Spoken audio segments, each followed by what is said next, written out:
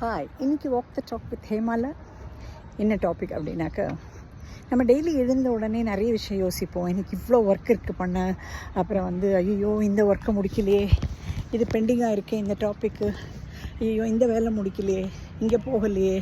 So நம்ம எழுந்துக்கும் போதே maximum மக்கள் ஒரு 100%ல் ஒரு 75% ஆஃப் மக்கள் தன்னுடைய பெண்டிங் டாஸ்க்கும் இன்றைக்கி இருக்கிற மலையை நோக்கி நினச்சி தான் கவலைப்பட்டு எழுந்துப்பாங்க. ஸோ நான் இதுக்கு ஒரு சொல்யூஷன் வச்சுருக்கேன். எப்படின்னா, எப்போ நமக்கு இந்த மாதிரியான ஒரு விஷயம் கண்ணுக்கு நேராக தெரியுதோ, இவ்வளோ பெரிய டாஸ்க் இருக்குது, நமக்கு இவ்வளோ பெரிய விஷயங்கள் கம்ப்ளீட் பண்ணோம் அப்படின்னு நினைக்கும் போதெல்லாம் நம்ம என்ன பண்ணலாம் அப்படின்னா, நம்மளுடைய லைஃப் ஜேர்னியில் யாராக இருந்தாலுமே எல்லா மனிதர்களுக்கும் தன்னோட லைஃப் ஜேர்னியில் எப்பயுமே ஒரு சக்ஸஸ் இருக்குது. எத்தனையோ விஷயங்கள் அவங்க லைஃப்பில் சக்ஸஸ்ஃபுல்லாக பண்ணியிருப்பாங்க.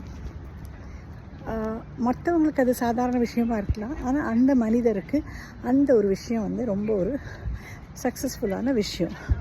அது அச்சீவ் பண்ணியிருக்கிறது ஒரு பெரிய ஒரு என்ன சொல்கிறது, ஒரு ஹிமாலய சாதனையை முடித்த மாதிரியான மக்கள் விஷயமாக கூட அவங்களுக்கு அது இருக்கும்.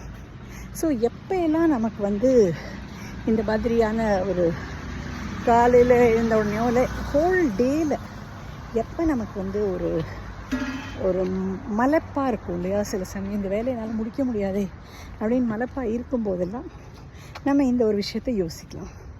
நம்ம லைஃப்பில் நம்ம எந்த விஷயங்களை ரொம்ப பண்ணி முடிச்சிருக்கோம், ஒரு விஷயம் பண்ணவே முடியாது, ஆனால் நம்மளை பொறுத்த வரைக்கும் நான் ஒரு கம்பேரிட்டிவாகவே எதுவுமே சொல்ல மாட்டேன். நான் பேசுகிறதுலாம் இண்டிவிஜுவலிஸ்டிக். இப்போ எனக்கு ஒரு 3 கிலோமீட்டர் நடந்தாலே அது பெரும் சாதனை. சில பேருக்கு 10 கிலோமீட்டர் சர்வசாதாரணமாக நடப்பாங்க. அப்படி இருக்கும்போது எனக்கு அந்த 3 கிலோமீட்டர் நடக்கிறது பெரும் சாதனை. அந்த மாதிரி எல்லாருக்கும் தனக்கான ஒரு வெற்றி ஃபைல்ஸ் இருந்துகிட்டே இருக்கும். நம்ம மனசில், நம்ம மைண்டில் நம்மளுடைய வெற்றிகள் ஸ்டோர் ஆகிட்டே இருந்திருக்கும்.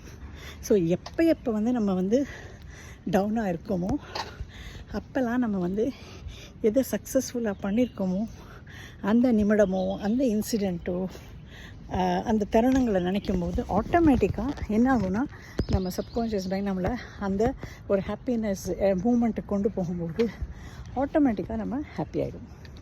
ஸோ என்ன பண்ணலான்னா, நம்ம எப்போ டைம் இருக்கோ, ஃப்ரீ டைம் இருக்கோ, ஏன்னா வாழ்க்கையில் கடந்து வந்த பாதைகள், கடந்து வந்த சக்ஸஸ் நிறைய இருக்கும்.